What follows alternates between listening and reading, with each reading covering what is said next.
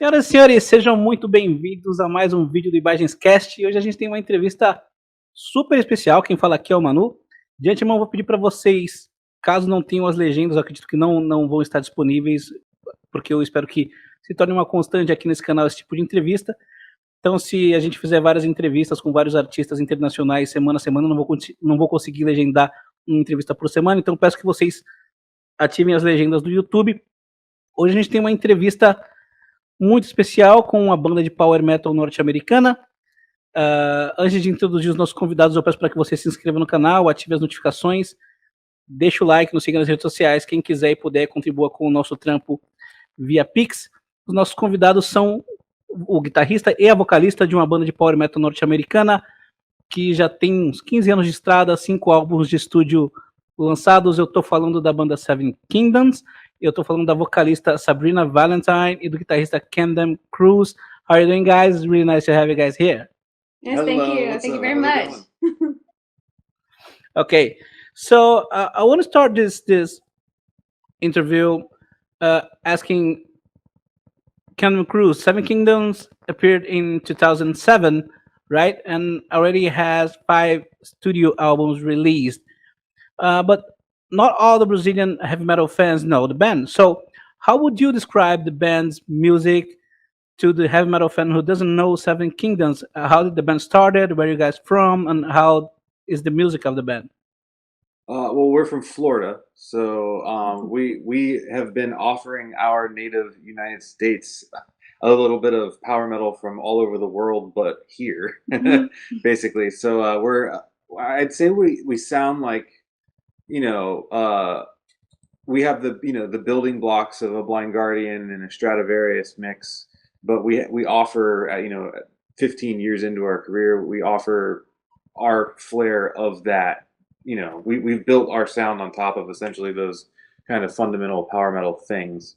So I mean, we're a little bit more. I think the new record it's a lot more like riffy than like a symphonic power metal band. It's a lot more guitar driven than like orchestral stuff. But I never quite got it when people call us a symphonic band, because like we have no symphony in the music whatsoever. It might be the way that I sing. Yeah, maybe. But it's like there's choirs, like some backing vocals, but there's never like violins and like a string section and all that other stuff. We have a lot of just kind of like more like aggressive, I mean, I guess Stradivarius has keyboards, but I always like to say that we're like heavy. If you took Heart, Metallica, and Journey and made a baby. And just That's what I always say, because like a lot of people, because I work at a grocery store, so I deal with clientele that's anywhere from like high school to like retired, and so they're like, oh, you're in a band, huh? What does it sound like?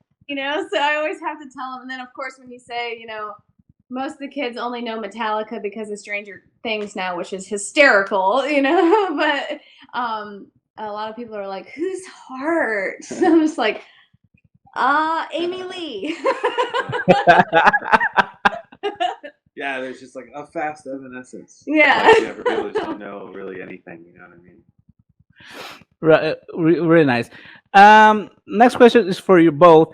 After the first album, the band has a big lineup change and becomes the band that it lasts until today. So how did this change happen? That's for Camden.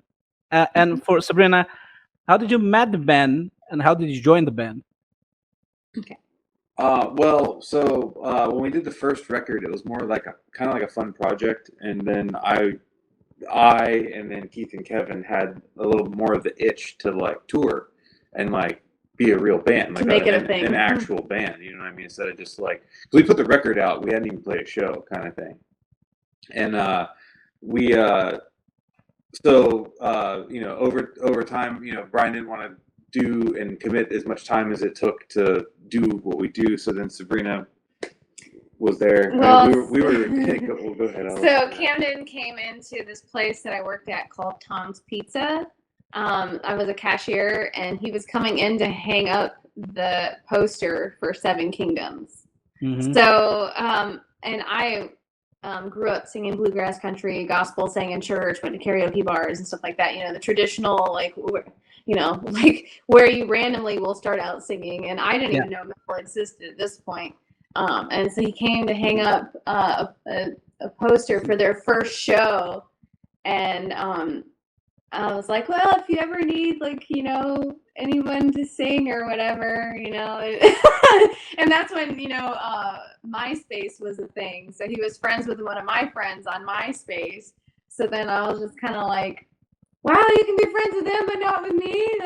That's jacked up, you know? Like, so it was just kind of like if it wasn't for pizza, you know?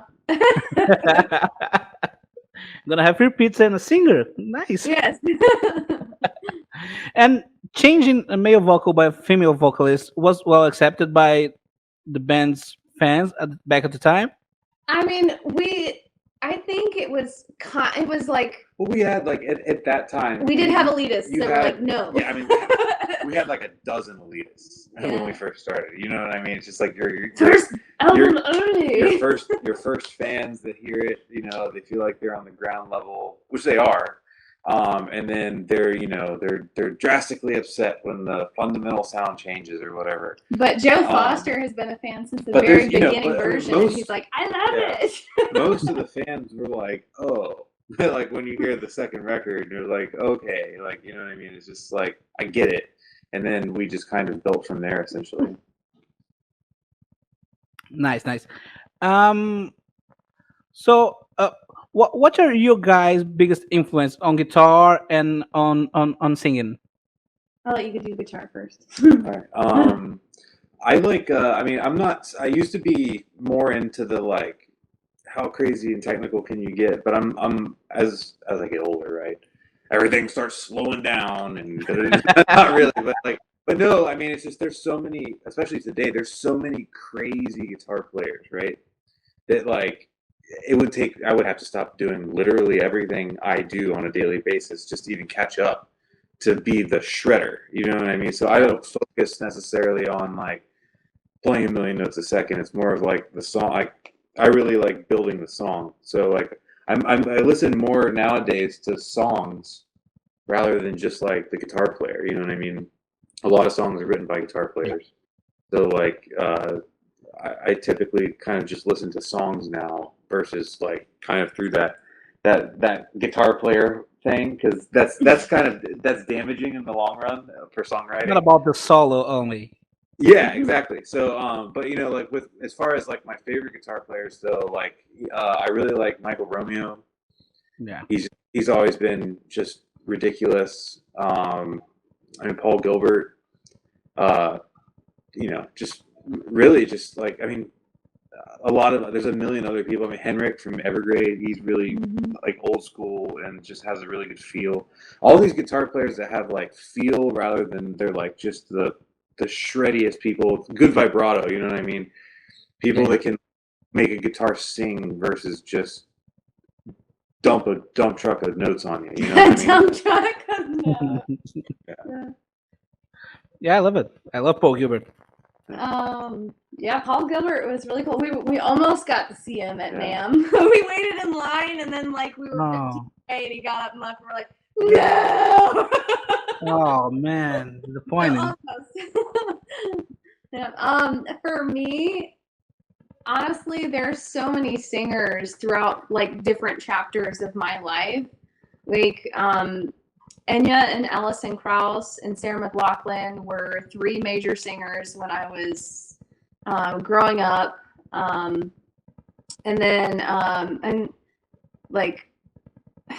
then I went from that phase to Celine Dion, and then you know Shania Twain was somewhere in the middle of that, you know, and then and then when I got past Celine Dion, then I did this weird thing where I was like, I love Creedence Clearwater Revival, and I was like, like that's, I don't know where that went, but and then you know I got into a little bit of pop, but nobody kind of really, you know, stuck out for a little while that way. I mean, there's obviously this, you know, really good singers in that arena, but I kind of started going towards like the rock and roll side, you know, getting into, I mean, my dad always listened to rock and roll, so I always knew those, you know, the classic rock station that I know every single song on the radio because that's my dad, you know. So you know, I started trying to learn how to, you know, be a little edgy, you know, and then I started going to like karaoke, like trying to try that out, you know. Yeah. And then as I've gotten into, you know, the metal community, I'm obviously Floor Jensen is, you know, awesome. Wow. Brittany Slays is amazing. You know, I just feel like I've learned so much from just singing karaoke, but from certain singers, I do this thing called vocal study, where it's where you just shut up and listen and try to figure out where they're singing and how they're singing from. Because, like, as a singer, you can't cheat. You have no idea where Yeah. that note is coming from. You know, so I had to, you know, those are two major teachers that in the power metal arena that I've learned a lot from. And I've always said it's easier to like come back from a guitar mess up than a vocal mess up. Oh my god, if you botch vocals, man. Yeah. But you know who Yeah. the person who taught me the most vocally randomly was the lead singer from Nocturnal Rites. He had like they had played Prog Power, and he was walking around the hotel lobby where like all the bands and fans can intermingle with each other. If you guys haven't ever been to Prog Power, it's a major metal festival in Atlanta, Georgia, that Glenn Harveston runs, and it's like super awesome. We're actually playing this year. Yeah, I know. But I had watched them play, and I like had heard them before, but after I seen them play, I was like, wow, you know, that's for me. I kind of fall in love with bands live. But we were getting ready to go on tour with Blind Guardian, and I was like fresh off the press, have no idea what I'm doing. We're going on tour with Blind Guardian. What the, you know, like, so Wow. we kept there sitting there eating our dinner, and he's walking around holding a frozen lasagna in his hand, saying, "How long put in black box for?" And like no one's like understanding that he's like, "How long to put in the microwave for?" So finally came over to me and Camden and asked, and I was like, I think it was like 5 or 6 minutes, right? So he goes back, and then a little bit later he comes by and he says, "Can I sit and have dinner with you?" And I was like, "Whoa, Wow. yes, you can." And then it was like we sat there for like almost an hour and a half talking about, like, you know, as a singer, like, what would you tell me to do? We're getting ready to go on this big tour, and and the biggest thing he ever said about singing live is start with your lowest song and leave the highest for last. And obviously that seems obvious, but to me at the time I was just like, huh. Whoa.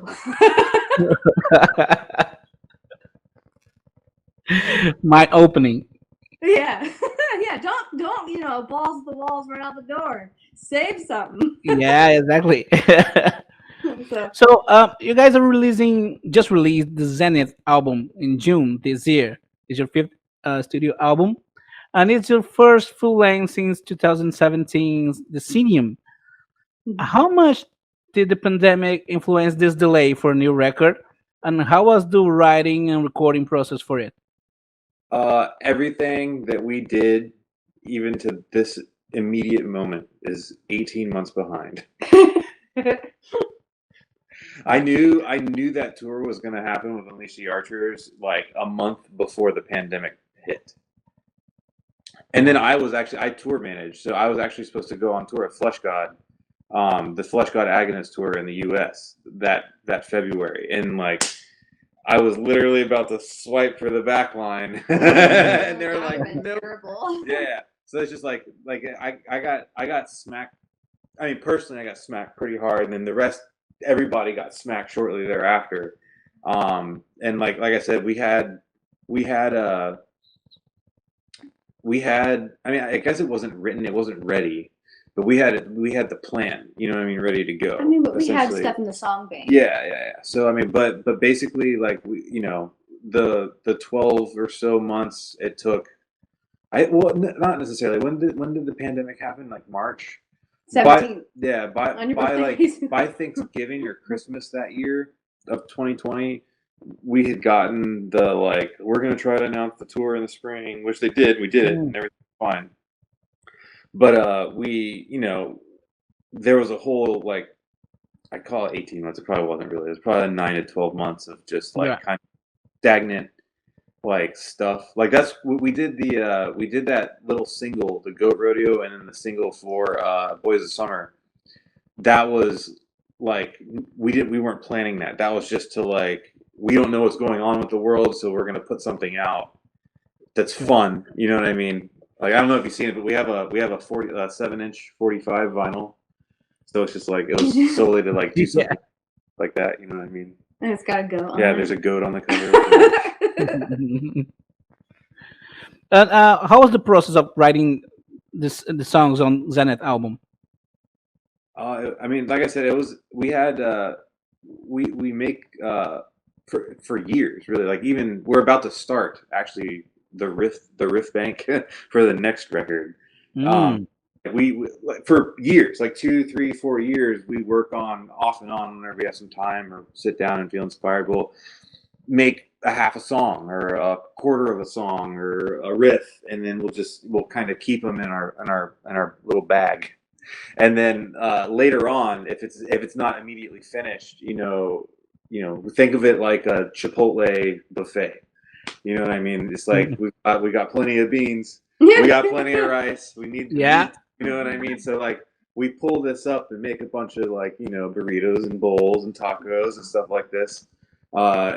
Closer to when we do the actual recording and stuff like that. That's when we start actually assembling the plates. But right now, I love how we always refer to our music. We're basically filling it. Nice analogy, man. Yeah, I'm saying like we're filling the pots full of single ingredient items right now. Yeah. So there's some guitar riffs, and it really, honestly, it starts with the guitar riffs. I guess Kevin and I make the general structure of the song, and then we'll give it to Keith. And then Keith will kind of do his thing to it, and then we'll figure out how it flows with him, with like real drums. And then from there, we have a very basic like structure without like all the lead guitars, without keyboards or anything. It's just like a simple guitar, fake drums, and then usually that's what she'll end up getting to kind of hum over. And then once she hums over it, we'll actually go to Jim's. We go to the Morris's, and then she starts cutting. She actually writes. Her and Jim like come up with the vocals kind of together nowadays. So they'll do like an actual like writing session to take our vocal ideas and like either make new ones or like really like massage them out. And then once all that's done, we essentially retrack all of the guitars from demo. It's almost the same, but it's just like we re-record it with a different purpose, and it's a lot like tighter. The strings are new, you know what I mean? Everything is just like all the buttons are pushed. You know what I mean? And then especially nowadays, like we don't go to the studio, but like not nearly as much as we used to. Like we do the drums, and then once the drums are done, we come home and it's just like we used to do it all in like 1 week. Yeah, we would just go there and knock the whole thing out over like 2 weeks. But the best thing that we've learned about doing it this way is that it slows down the process. It does slow down the process, but what happens is you get perspective and you have time to change things. Oh yeah. Yeah, like so for instance, it's like a lot of the things nowadays, like we'll have the main vocal melody. So then like the little keyboard hooks get written after the vocal hook is. So you can kind of bring these little things back from the vocal, which is something we never had that time to do that. So that's what we do now. And then, like the drums get done, the guitars are just Axe effects. So it just comes straight out of that directly into the interface. So we do that at home, which is awesome because we can spend twice as much time. Kevin and I will go record bass. That just becomes a track. And then we go do the real vocals at the studio, and then we do the real mix and the real master. Hey, my vocals are always real. Yeah. There's a difference between just the main and then like the whole try. Yeah. So then it's just that's pretty much it. I mean, it sounds like a lot, but it's really not. It's fairly streamlined nowadays. Well, when we think power metal, especially when we Brazilians think power metal, we usually think about German bands or Finnish bands. So I want to ask you, how is the power metal scene there in the US? Trash. absolutely. I mean, it's Dog us. shit. It's us and Lords of the Trident, and then Yeah, I mean, Striker and. that they're Canadian. It I know, makes but I sense. still count them because they're just No, like. Oh, they're from Canada, so they're just you guys. No, I mean straight up though. In the USA, you've got Lords of the Trident. I mean, Seven Spires Seven is here, Spires, but they're yeah. not really power metal. They're not like a full blown power metal band. They have aspects of it, but I don't know if they label themselves. Yeah, as there's power a couple. I mean, Seven there's like, Spires is the Adrian Common band. the what? The Adrian Common. Yes. Yeah, they're. I mean, I guess technically they're a power metal band, but they have a lot of like harsh vocal elements and like kind of like almost black metal. Yeah, that's Hip-hop. what I was going to say. It's not that They power metal. Yeah, they're actually more of a like an epica, like a symphonic kind of metal band. Yeah, I prefer this definition. But Yeah. when it comes to actual power metal, I mean, I would say like we're trying to give you that like. I don't want to say NASCAR metal. There's got to be more than us and that Lords of the fast, Trident. Am I missing something else? Judicator. Yeah, Judicators. They're kind of power metal here. I'm missing something else. There's several. Bill Hudson's band's from. Bill Hudson lives in Florida, but most of the other four members are from Europe. After Time, there's places. Yeah, After Time. But they're also like more like the symphonic. I would say she's more like Epica. But like as far as power metal in North America, if you cross into Canada, then you have like Striker, and then Unleash the Archers. You have Borealis. And Lycanthrope? Yeah, Lycanthrope. That's what I'm saying. Actually, Canada is like, as soon as you cross the border, what it's is like Rav's this band, and this band, and then this band. What is Rav's band? Oh, Ravenous EH. Yeah, they're also Canadian. Yeah. See, like, they're all Canadian. And then there's us. I guess that's cool. Like, it's kind of weird playing, like, power metal from Florida. You know what I mean? But, this makes you guys kind of pioneers in the American power metal. And I'm totally okay with that. Like I would rather there be none and have the whole market available to us than be like a deathcore band. You know what I mean? And just like then I would be in the chase for the sickest shredder of all time. I would have no choice because I would have to keep up with the supply of all of those guitar players. And how are the heavy metal fans acceptance for you guys?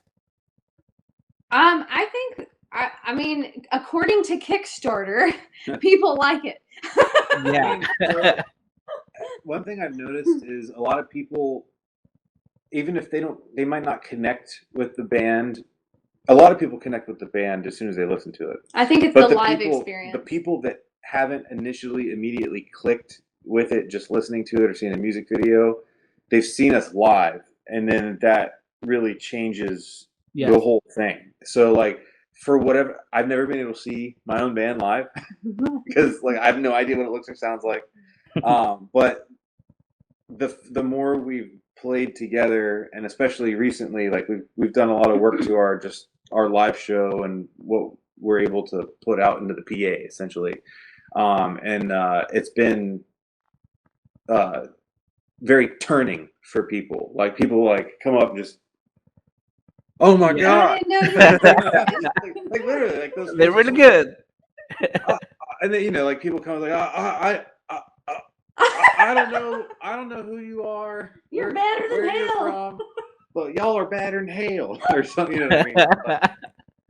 But yeah, I mean, it's just it's cool. I mean, we've definitely had our share of bad shows, but I mean, we've done a lot of work and we've toured a lot in the last like 2 years. So like, that Blind Guardian tour, we grew up real quick. Yeah. No, I mean, we've been doing it for a long time. We went from local band to touring band really quick. Yeah. Yeah. And you just mentioned Bill Hudson. Do you know his band Northdale? Yep. Yeah, that's a very good band, man. Yeah, he actually lives in Orlando, which is a little bit away from us, so we get to see him every once in a while in Orlando. Oh yeah, very nice guy, and a great guitar player he is. Yeah. So, who made this interview possible was our mutual friend Milton Mendonça, who's the co-producer of Prog Power USA. Yes. And Camden, you work at Prog Power. Can you tell us how you got started at the event and what kind of work you do there? Yeah. So. Well, I guess it goes all the way back to see what happened yeah, was. I know, So when Seven Kingdoms started, right, I was immediately on the conquest of, gotta book and gotta get the band booked at all these Yeah. places. I discovered what, whacking was, and I was like, oh my God, this is the coolest thing in the world, and why don't they do something like that in America, which is how I found Prog Power. And I was like, oh my God, this has been going on for 10 years already. You know what I mean? Like, Yeah. so then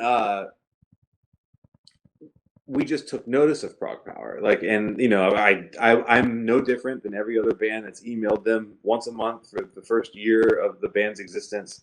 We gotta get booked. We gotta play. Da, da, da, da, da. I'm 100% sure that everybody in the Prog Power team hated me at one point. which is funny in hindsight now and makes for an even better story. Yeah. I mean, I was fairly young. I was an idiot. Like, I was just a young, dumb kid when we all started. You know what I mean? We're all that way at least once. You're very passionate about what you do, so absolutely.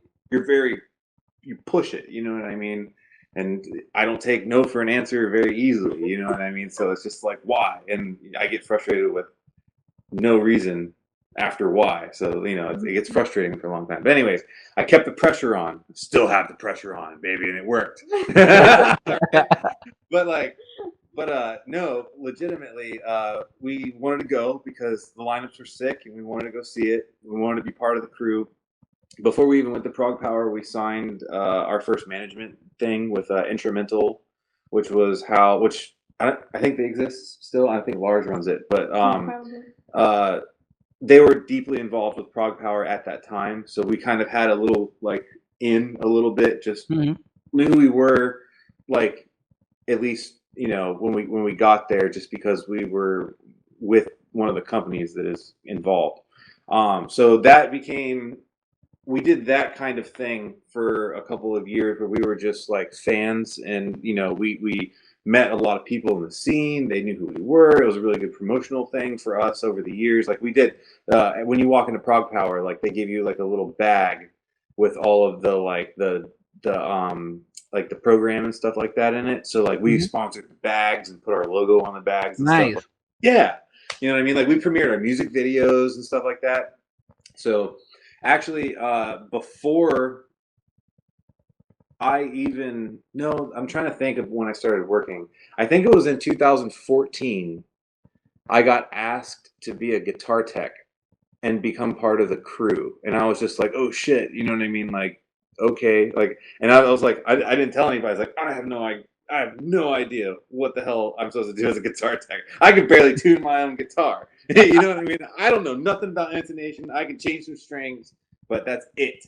You know what I mean? Like, so I was just like, yes, sign me up. You know what I mean? Sure, I can do that. You know what? I'll do it. Nothing got messed up that year. So, but that was the only year I worked no, that's not true. I worked 2 years as a guitar tech before I moved into. But you also are going in between on tour. Yeah. So, but that year, Milton started booking tours he did it for like a couple years. He booked a couple tours, and he booked Pain of Salvation's first U.S. tour, one of them here, and then he actually pegged me in 2014 to be the tour manager for that one. So that's where that path started for me, which I still do. So that got me involved with all these bands that come to Prog Power with a visa, then go out on tour. That kind of was the guy that would go to Prog Power and then leave with them and manage the rest of the tour. So that ended up, I did that for Pain of Salvation, Evergrey, Pain, and a bunch of other bands. But after I came off of the first year or two of tour managing, then Glenn actually was like, I don't remember who was retiring, but one of the stage managers retired. And he was like, Cameron, I think this is time for you to step up into this position. You know what I mean?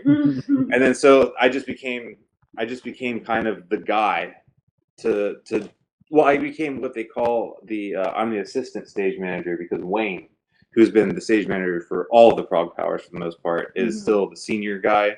But essentially, they let me do it because I'm the new guy. I'm the new stage manager. So I do everything, and then Wayne's there to deal with Wayne, I need your help. He's like, hell yeah, brother. You know but he's put all his years in already. So but anyways, I've been doing the stage manager thing for Prog Power ever since. So That'll be 8 years, I think, this year. Did it already happen this year? Yes, it did. It happened in June this year. So it would have been my 8th year was this year. Oh, man. But that whole time, then there was another, 4 years. We were just fans coming and seeing it. You played there in 2010, right? We play well. So it wasn't. It was Nathan's show, and it wasn't in the big venue. It was upstairs. That's back when the weekday show was more like a club, like a pre-party, as they called it. It was not night 1, 2, 3, and 4. It was like pre-party, the showcase, and then nights 1 and 2. That's what they were called. Oh, so okay. technically we did, I guess, but like I don't necessarily consider a prog power show per se. It was like not really, our best show either. Yeah, it's like it was before we went on tour Blind Guardian. So it was like that was literally like our first out-of-state show. Like we were children. Yeah. You know what I mean? So it's just like. And I had just been right out of a car accident, so I couldn't really like move a lot. So that really? I got stop sign. I was going, so like there's a stop sign on each side of the road, and you have the right of way. But what happened is my car got behind, like, so when I was passing the car, it kind of like went like this at the same time, so the person couldn't see me, so they pulled out, and as they were pulling out, they slammed into the side of me. So like I like this arm I could barely raise sometimes, so it was just like so I was like trying to like sing, and I was just like, You just got an accident, and that is a great story. You did a show after a car accident. Yeah, I mean it was like wow. A month or so after we went up there. Not very long. Yeah, it wasn't my best show, but it wasn't. I still tried. But I mean, needless to say, like it's been a long time, so we're really looking forward to finally playing the main stage on Milton's night. It'll be pretty sentimental. I've always wanted to play on that stage. It's a big deal. It'll be fun, and it'll be. I think it'll be. A lot of the Prog Power fans have seen us on the road the last 2 years, but a lot of the like people that I'm friends with haven't necessarily seen us in a long time. They just don't go out, you know what I mean? And I'm really excited for them to kind of have to watch us because I think they'll be pleasantly surprised. And it'll be fun, it'll be interesting because I've worked with the backstage crew so long. Like personally, I'm just like, hey, all y'all. Don't work. Go out and watch the show. I got this, and I'm gonna give them the easiest changeover of all time. Yeah, I'll do it myself. Do it my damn self. Nice. So you are playing in Prog Power 2023 edition, and you play in day 2, right? Together with 0 Hour, Halo Effect, Vola, and Beast in Black. What can the fans expect from this night, from this show, especially for your show? Well, they should come hungry. Yeah, they should come hungry. And they should the fans should come like with signs. Yeah. But we want to make wrestling signs. We want to make it the most ridiculous, fun, degenerate experience power metal right? That Prog Power's ever had, with just well, I guess we'll have maybe some inflatables, maybe. I don't know. We'll have something. I just know that it's we want it, so for us, we don't really take ourselves too seriously. I mean, that's the one thing that life has shown you is that you don't have a whole lot of time, and you might as well not be so damn serious all the time. That's why, for those of you who don't know who I am the Burger Queen. I literally wear cheeseburger slippers on stage when I sing. I had fans make nice 3D printed crown. It's so if you're a fan of Game of Thrones, Seven Kingdoms, so Renly Baratheon's crown, the very first episode, or the very first crown for him is my cheeseburger. So every once in a while I'll hold it on my head. It's heavy and it doesn't stay on my head, but it's wonderful. It's like one of the craziest gifts I've ever had made. But we get an hour, I think. So I'm pretty sure be fun. We're gonna play, I believe, all of Zenith, and then maybe an old song or two. Yeah, we might have enough for two. We're the opening band on Thursday, so like I want to, just like open the show, and hopefully, I don't remember exactly who's playing afterwards, but I mean, I love them, whoever they are, but my goal on the stage is to make that set feel slower than ours. I just want everyone wanted to have fun. Yeah, I mean, we're gonna have a great time. I told everybody that it's mandatory for everyone to wear slippers. Yeah. Nice. Everyone wears slippers, like, because we're probably gonna have like the crew come out and take a photo with us because we've always wanted to, play that stage. Oh, so, that'll like, be awesome. slippers. Really, really nice. And do you have any plans of touring Yes. next can't- year? Or Yeah. maybe this year? Yeah.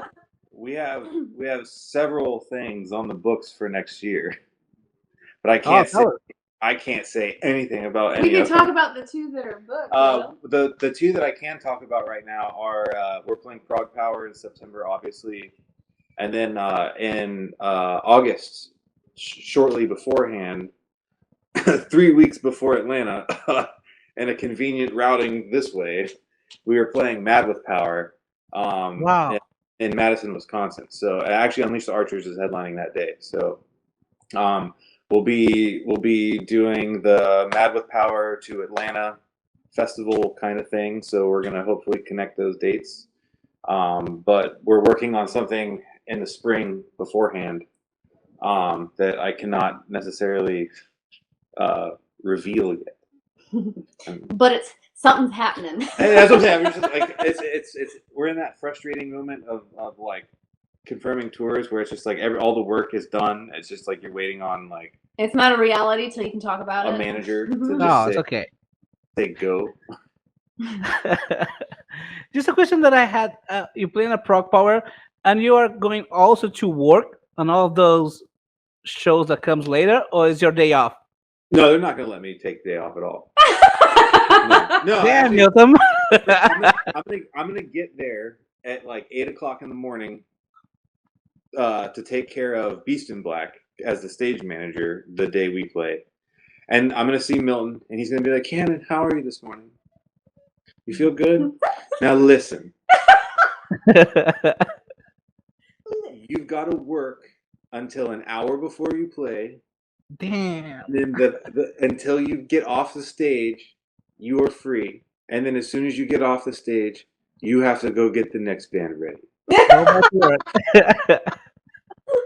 I'm just giving him a hard time. It'll be fine. I do it. Come on, Milton. Let him take some pictures and sign some autographs after the show. I'm gonna talk to Milton. No, Yeah, let's figure this out. No, I mean, well, I guess technically all the bands usually get like signing sessions and stuff like that. Yeah. They do. Make sure you have the opportunity. So like, I mean, I'll have to fulfill all the normal band obligations. It's trust I me, wouldn't call them an obligation. it's not the Yeah, not obligation. I mean, just like from my perspective, my job as the future of music progresses becomes a little bit easier because a lot of the bands are coming in with like Kempers or like Axe-Effexes. So like actually our backline order at Prog Power is significantly smaller than say 5 years ago. I'm ordering half the amount of guitar amps. Yeah. And we're cutting we're saving money there. Because everybody's coming in with a backpack and an Axe-Effects that they don't even, and you know what I mean? And like half the bands are on in-ears now, so you can strike the wedges. That's what I'm trying to, like, that's what I was telling the crew. It's like, because we finally have the in-ear, direct guitar in-ear rig. So like there's no amps on stage. And it's just like literally a fridge and a drum set. And you just turn the buttons on, and normally everything is already ready to go. The monitors are normally. So it's just like, in theory, as long as everything was plugged in the correct way, like you just turn the thing on and it's wonderful. And it doesn't take any time. Okay, so we'll talk a little bit about the band's touring. As we talked before, power metal is more popular in Europe and even here in Brazil. Have you ever thought about going outside of the US, going to Europe or South America, maybe Brazil? How does that sound? We'd love to. I mean, we'd love to. It just it depends on the tour. Yeah, I mean, we have a little bit of an end with Europe. We're just waiting on a couple specific opportunities. It's just kind of waiting for the year to end, because like a lot of the people that like work in that capacity that would be able to make the doors open for us, they're tying up the ends of this year, or they're finishing setting up the tours for their main bands in the spring next year already. So like we're in that like next wave once the priorities are taken care of. So like, and also we're going to be busy in the United States all year next year. So like, I'm not sure, maybe in 2024 when the U.S. markets have seen us enough, we'll kind of focus on trying to go overseas. Europe's a different situation than South America. I'd love to do a South American tour at some point. I mean, I actually think Milton would probably be a pretty crucial part of that. Yeah. If we were ever able to do it, because we don't really have any sort of booking representation down there. So if we were ever able to do it, we would probably have him help. But we want to play all over the world eventually. So it's just a matter of if it doesn't cost us an arm and a leg, or if the offer's right. So it's just, and I mean, nowadays I think, if there was a time for us to go back out into the world, it should be now, and it should be within the next couple of years, because everything's kind of picking up a little bit finally. Okay, but I think this is it. To finish, I want to know more about the band's future. What can we expect from Camden, from Sabrina, from Seven Kingdoms? How can we from Brazil find out more from the band and on Facebook, Instagram, or whatever can we get? So we just recently launched a Patreon. So most of the stuff that's going to happen within Seven Kingdoms will be filtered through Patreon out. So if anybody wants to become a patron, what is our handle? Just Seven Kingdoms Official. Seven Kingdoms We're Official. actually going to be we're going to be doing our entire 2023. We haven't really quite announced it yet, but we're going to be doing our 2023 VIP package, which will all of the dates that we do in 2023 in the United States and Canada. That'll be like it's a monthly Patreon perk, but like that's part of that, like along with a bunch of other stuff that's not just going to the show and VIP this and that. So we're going to be doing that exclusively through Patreon versus selling like a hard ticket like some bands do for like a meet and greet. And then also instead of having it be like limited to 50, we're limiting it to like 5 people per show. So it's like a super exclusive, intimate, very intimate. You know what I mean? Very intimate. Yeah. We can give 5 people more value than 50. You know what I mean? Because we can spend the time with them and actually make them very valuable, essentially. Yeah. And we also are doing, we have a Twitch, we have Discord, and then we have Facebook, Instagram, Facebook Twitter, and Instagram. But most of our YouTube. Most of our information is going to be going through Patreon. I'm currently in the works of doing drum skin and cymbal art again. What I do is I take like all of Keith's old drum skins and cymbals that he's going to just throw away, basically, and I turn them into art and then sell them. So I've started a bunch of them, and then so that will also be. I posted a picture on my Instagram the other day of one of the cymbals that I'm working on right now. I like to turn them into basically dream catchers. So nice. So it's I don't know. We're just gonna be working on music videos. Yeah, we got 3 music videos to do until now throughout next year. They'll probably all be out before all of the Zenith album. Yes. Yeah. Well, we have 3 more to do off of the Zenith. We still have to do Magic in the Mist, Life Signs, and Silent Remedy music videos for. So nice. We'll be doing probably one of them between now and January. Probably another one shortly after, and then I'd imagine we'll do the final one probably when we come home from the first tour.